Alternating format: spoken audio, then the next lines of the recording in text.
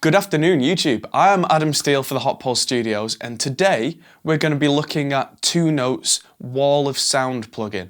It's something that I've talked about briefly before, but Wall of Sound 4 came out this week. I had a chance to look at the beta, and now we're going to look in detail at the released version. If you don't know Wall of Sound, it's an impulse response kind of virtual guitar cabinet software, but instead of just loading an impulse in that you've found, it comes with its own, and you can infinitely move all the microphones around in the room. It's fascinating, so check this out.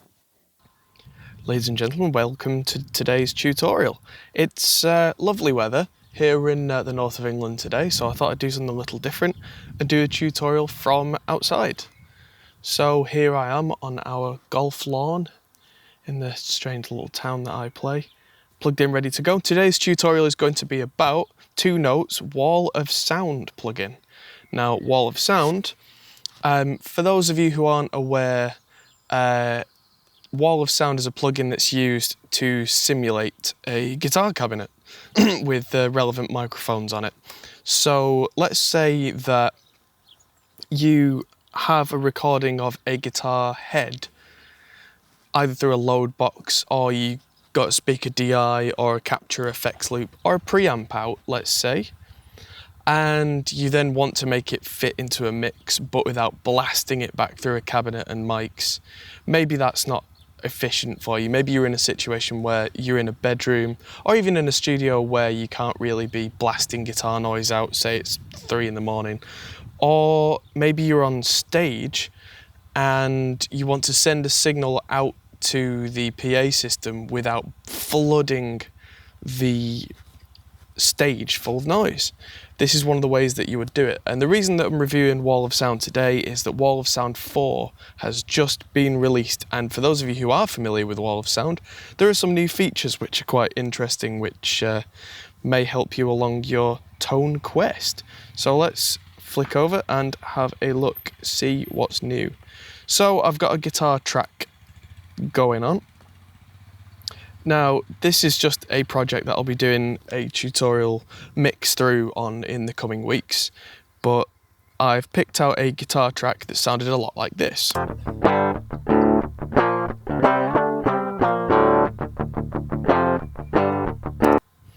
Okay, so perhaps not the tightest guitar part, but it does the job. So the amp that I'm using at the moment is Thermionix's version of a JCM 800.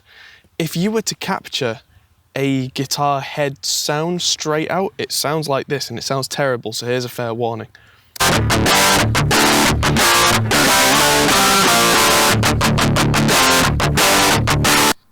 Now, it sounds like that because that's how a guitar head sounds. A lot of the sound comes from the cabinet. So that's where Wall of Sound comes in. So let's turn Wall of Sound on, and that, if I bring that up in front of us, sounds like this.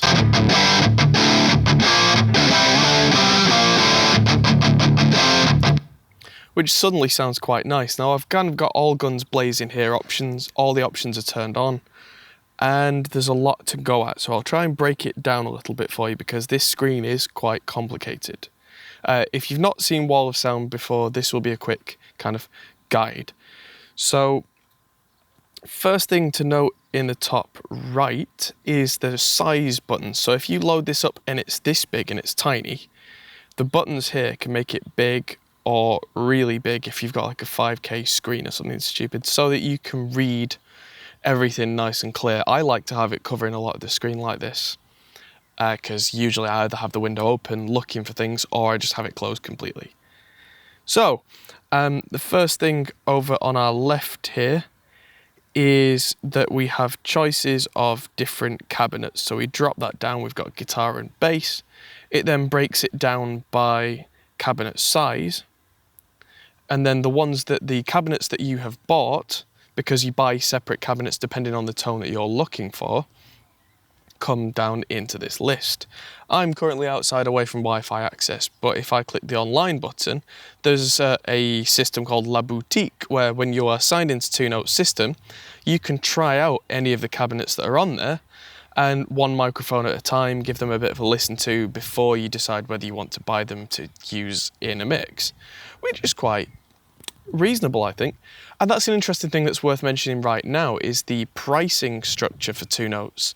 Is that Two Notes Wall of Sound is essentially free. That's right. There's a trial.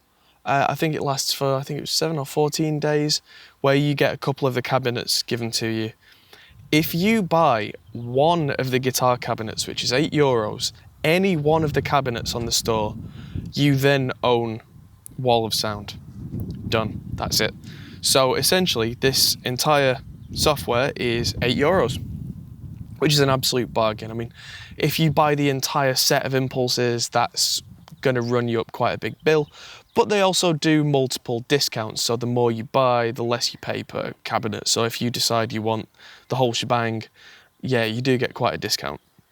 So let's stick with this cabinet that I've picked, which is called the Rectifier, which is a Mesa dual rectifier cab. The next thing below that is the microphone that you want to pick. Every cabinet comes with a choice of 8 microphones. It can be slightly different depending on who's made the virtual cabinet, but generally you get something like an SM57, a Sennheiser 421, a ribbon, a condenser mic, and then a few exotic varieties. You might get 2 ribbons. Quite often on some of these cabs you'll get bass mics as well, which I find can really, if you blend them in with something like a 57, give you a real thick chug chug chug on the tone. Because I like to do a lot of stuff with mic blending before I even look at all the extra stuff. So we've picked the SM57 here to begin with. Now I'm going to turn off all the extra stuff and we'll come to everything in a minute. So as it is, the Rectifier, and I'll leave these on the default settings for a second, that sounds like this.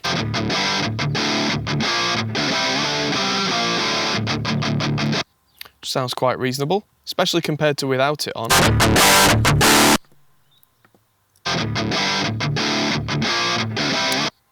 Sounds quite good to me.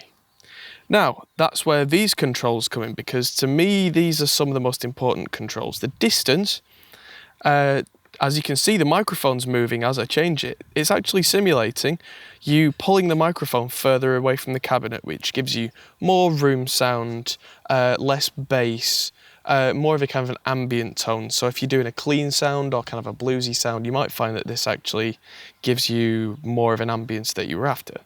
So it does this.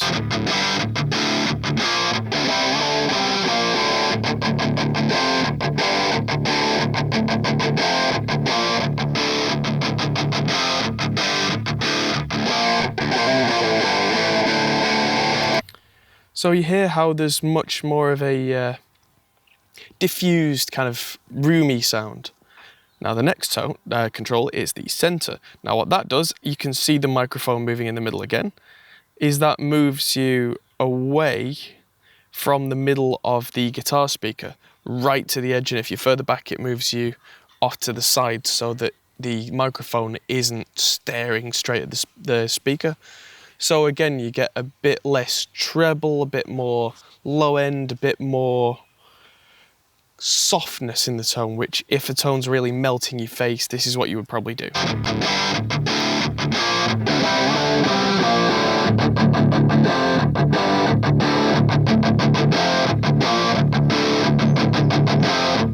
So I'm actually preferring this tone slightly off center there. The next switch is important, is front and back, because what that does is it completely changes the speaker by turning the guitar cabinet round. And a lot of people think, well, why would you do that? That sounds like this.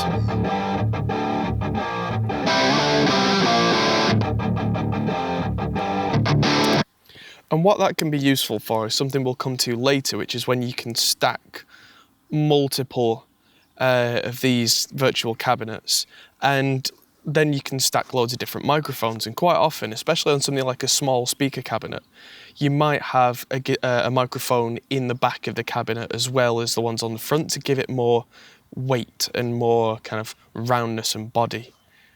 So it's quite a neat kind of trick.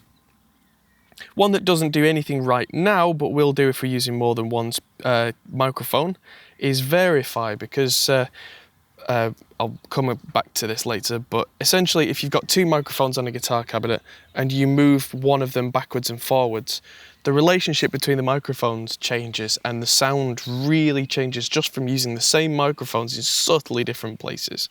So that won't do anything for sound, but we'll come back to it. Now the overload is a very clever little control that this simulates what happens when you turn up a cab and a preamp really loud and a microphone starts to just reach its limits. And I find that for heavy guitar tones, this can really bring out an extra kind of weight, an extra kind of beef, if you were.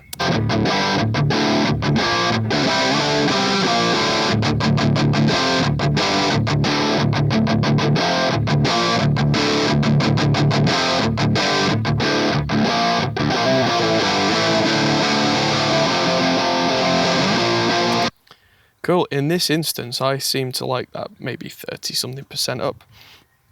Now, here's dry wet is something that I wouldn't usually use with a heavy guitar, but maybe with a clean guitar, you might want to let a little bit of the original head sound through. I don't know, maybe to give you kind of a twinkly clean.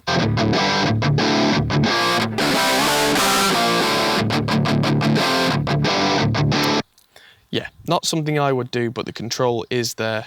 So, I don't know, maybe you've got an acoustic guitar going through a guitar cabinet to try and give it a bit more life. You might want to blend that in 50-50 or, you know, some percentage.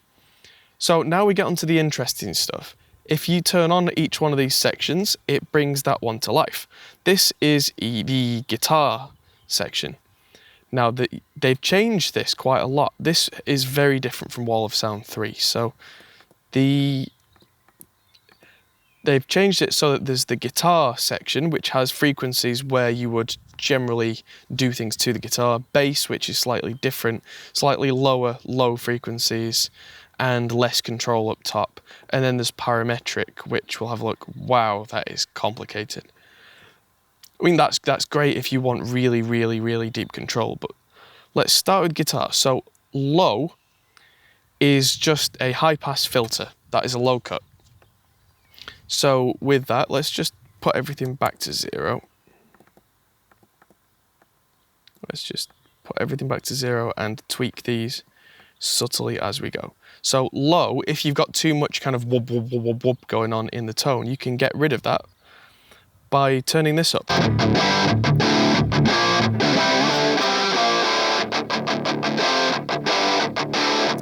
So if I go too far with it, you get that cliched radio tone. But what I tend to do is have this around, I don't know, 60 hertz or around there, depending on what's going on. It really depends on your mix. It depends on how bassy the guitar amp was to begin with, how much bass is coming out the speaker, what there's room for in the mix. If you do something like really fast thrash, then you might bring this all the way up past 100. If you're doing doom metal, this might be further down if it's kind of gelling with the bass to provide a ridiculous low end. So that's a low cut, but that used to have its own module, and that is now included in here, probably to save some space to make room for everything else.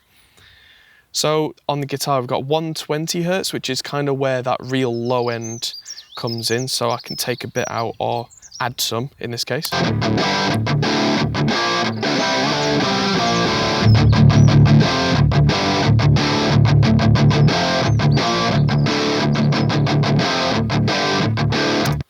Now, considering that I've taken out most of what's below 60 hertz, let's say that's 70, I can then add a bit more bass into the guitar tone a little higher up so that I get that real meaty thing without interfering with the kick drum.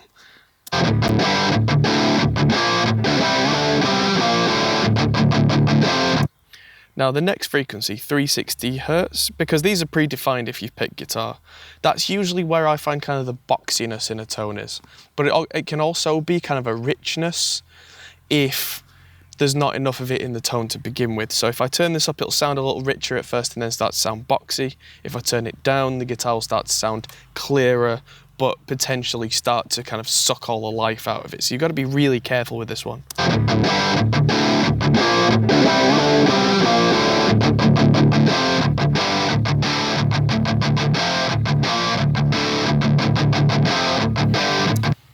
That's why more often than not, if I'm going to use an EQ on a guitar at all, you might only see me use 1 or 2 decibels unless I'm really pushing something, because that can go a long way, especially with a distorted guitar tone. Now, 800 Hertz is kind of an upper boxy frequency. So that's where that kind of horrible, if you've got a guitar cab that you like the sound of, but there's a little bit too much of that kind of boxiness, this is where you might play with that.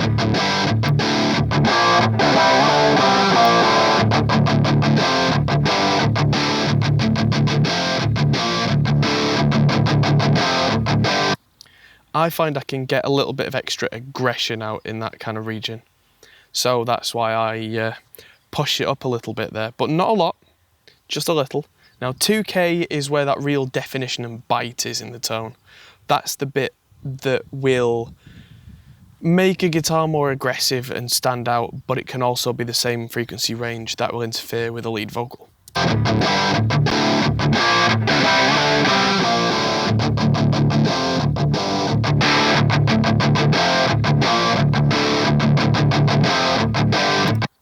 And last but not least, way up at 6 kilohertz, that's our top end. That's our kind of modern to vintage ratio, as it were.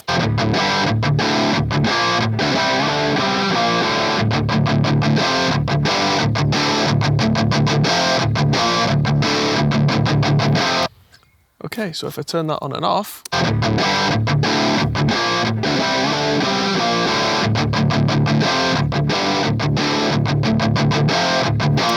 you can hear that cab coming to life. Now, the next thing that's in the lineup, which is quite an interesting one for me, is the exciter. It's not one that I tend to use very often because I tend to use kind of a lot of Slate Digital's own things like that, the Shimmer and I'm trying to think, the Revival and the CS Lift, that kind of stuff. But here, say if we were using this in some of Two Note's hardware, because that's an interesting thing. Some of their hardware has these kind of controls connected via USB. I can then bring in some of that kind of processing. Now, let's start with the high exciter, which just makes the high frequencies pop out a bit by doing some very clever tricks.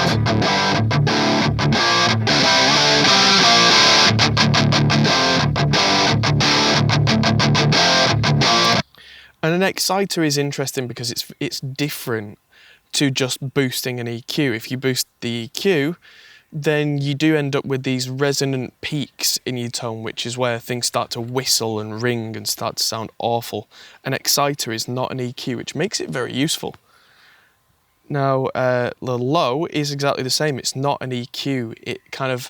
It does things with the harmonics, which is very clever.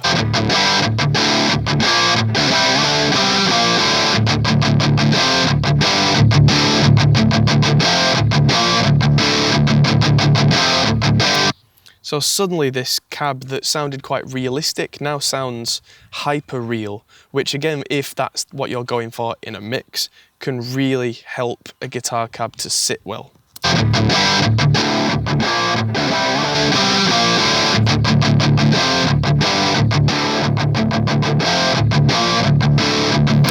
This is all still just using one microphone on one cab, which really isn't even touching the power of Wall of Sound yet. Now, the compressor section is the next section. If I was doing a blues guitar, I might use this quite heavily, but on heavy stuff, I might just take 2 dB off, just to keep those heavy chugs in check.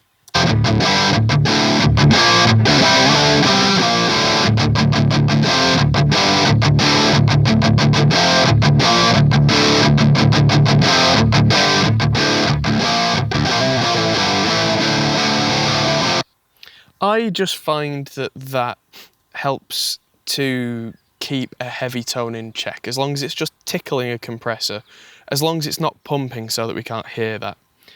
Now, the magic bullet, and this is what seems to be the new part here, is the reverb. The reverb is what makes a guitar cabinet sound real to me. You don't need much of it, but it's the difference between an impulse response that's quite static and something that moves and breathes and is alive. So let's start with Studio A, and I'm going to put this far louder than I would usually do and turn it on and off, and you'll hear.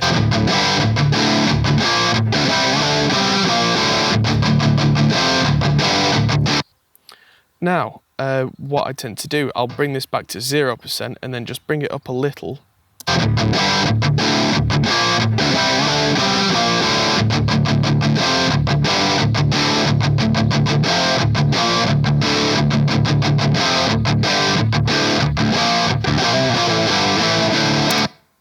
So you can just hear a little bit of reverb on there. And it's a room reverb, so it's very short. It's not like I would consider to be an effect reverb. It's very much kind of something that helps things be in situ rather than listen to my reverb, like you might get like, I don't know, something like an Alex Lifeson from Rush kind of tone. Now, when you pan things in stereo, especially in a heavy mix, this can really stop it from sounding too dry and make it kind of have that glue in the mix. You might not put much in, you might even put less of that in, but there are choices like Studio B, it's smaller.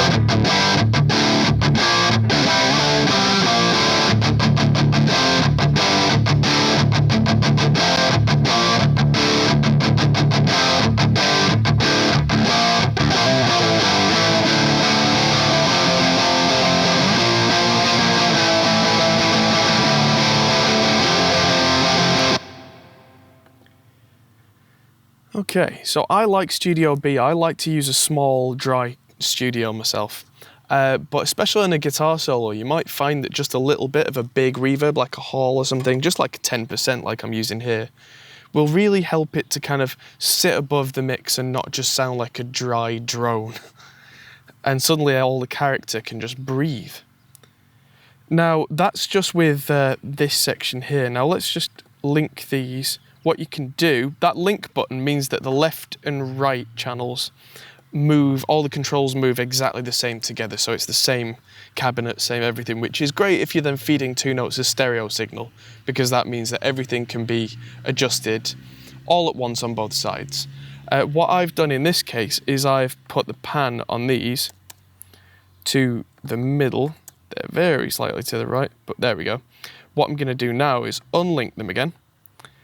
And I'm going to do what I personally usually do with a guitar cabinet, and I'm going to add an extra microphone. So I'm going to add the 1-2-1 ribbon, and I'm going to hit play and turn it on and off and see how it sounds. It does get louder with a second cab in, so I have to try and keep that in mind, but otherwise, let's see what the sound difference is. That's clipping, so let's bring these down to -6.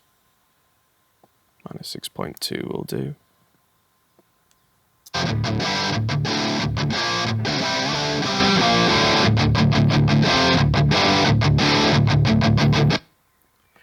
So let's just switch the mic out quickly so you can hear what's going on. So this is the 57. And this is the 1-2-1.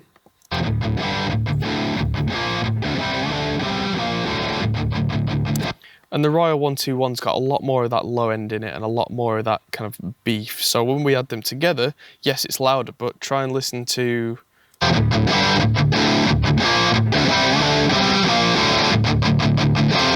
And that's another thing, I personally like to have a ribbon mic on a heavy guitar right in the middle because it's so dark. I compensate for that by putting it right in the brightest point on the cabinet. And I find that that gives me a wonderful kind of size sound.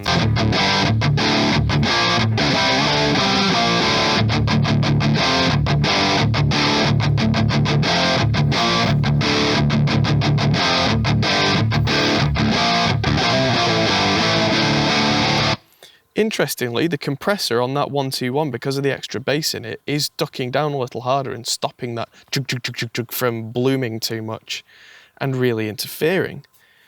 And then what you can do here, one last trick, is you hit the add button and you can add another layer.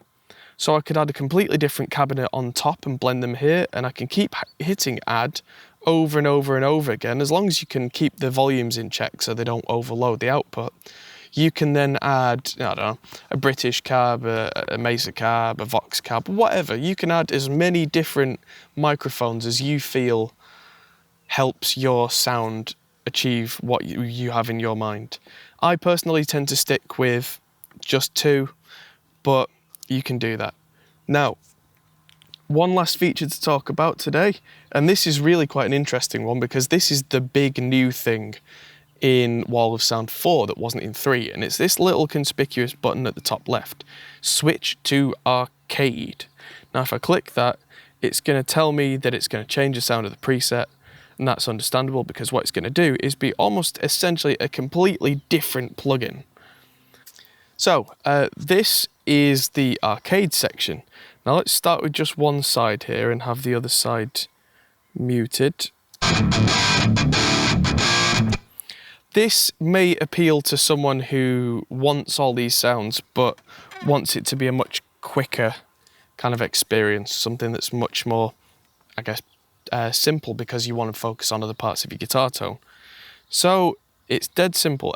If you're using a preamp, like a rack preamp without a guitar power amp, then you would need to turn on the power amp up here, and you can make it a hotter sounding power amp if you want it to sound more saturated or not. In our case here, we're going to leave that turned off because the amp simulation we're using has an inbuilt power amp, so that's going to stay on.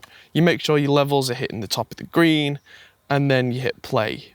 Now the tone, instead of all the EQ stuff that we were just talking about, is dark or bright, and that's a very powerful control.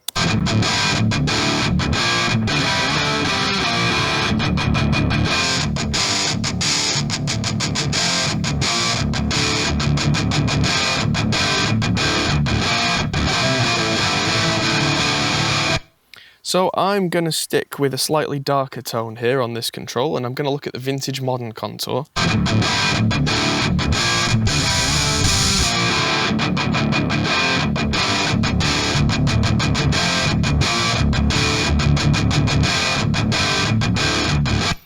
Again, these are very, very sensitive controls. These can do a massive amount, so be careful not to overdo this. The harmonics, which is on destroy and shouldn't be, let's start with that.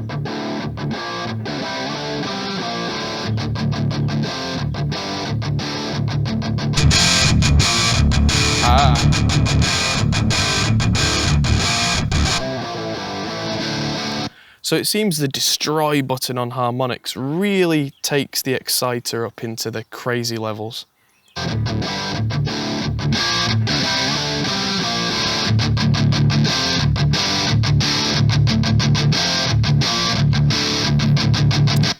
Okay, now the compression, what I was doing before is I just had it on kind of equivalent of light.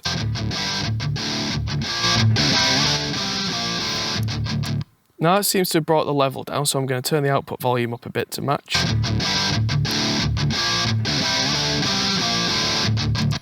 And then there's close far for the distance of the microphone.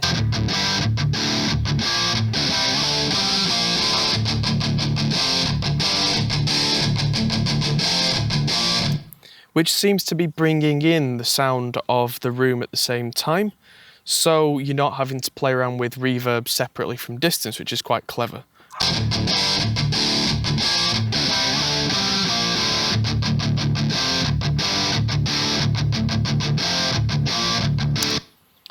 And then that's with one side muted, so I could unmute that with that microphone and then change that as per. So there are so many options. You can choose your cabinet, you can choose your microphone, you can choose whether you want it to be dark or bright sound, and you can play with these to your heart's content. It's possible to get a bad tone, but you really have to try.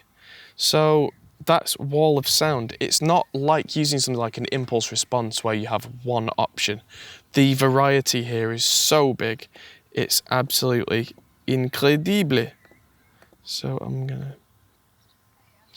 So at the end of this, I'm now going to make an announcement for anyone who's still watching, which is very soon we, Hot Pole Studios, are going to be releasing our own set of guitar cabinets through Two Notes Wall of Sound and their Torpedo hardware. So stay tuned for a video on that because we're still working on getting the cabinets uploaded to their servers.